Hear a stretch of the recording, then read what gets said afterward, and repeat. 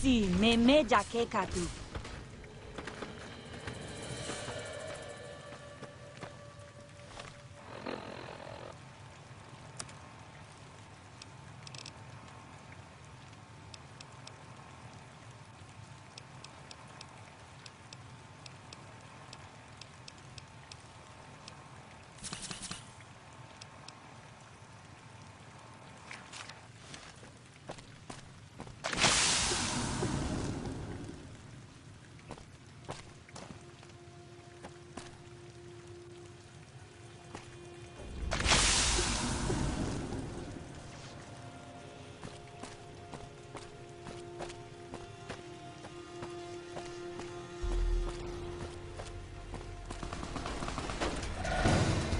Foolish, Outman. You best white legs you think. By my spear, you die!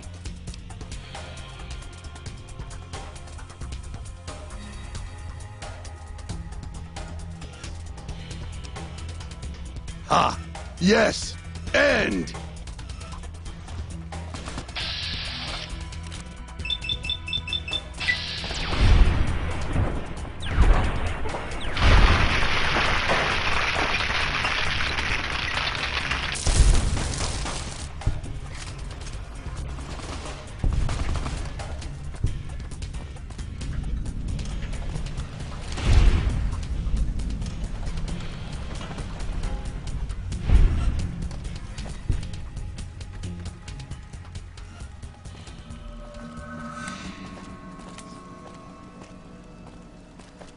Please, have you done everything you can for the sorrows? Are they all accounted for? You've done more than I could have ever hoped for. Thank you.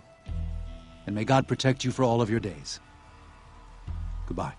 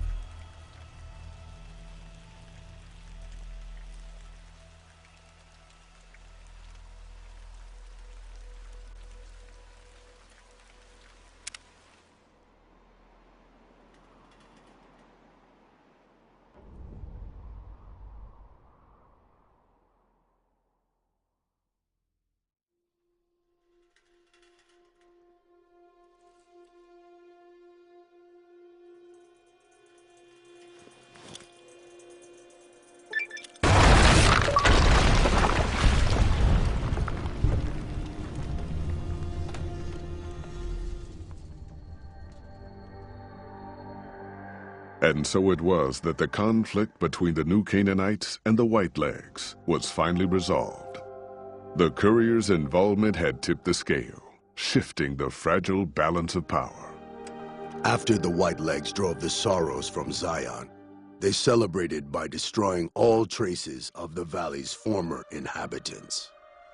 They appealed to the Legion for assimilation, but were denied. Their failure to eradicate the new Canaanites in Grand Staircase and farther up the Colorado had not gone unnoticed. The Whitelegs made a half-hearted effort to find the new Canaanites, but were driven off by dead horses trained in the ways of Joshua Graham.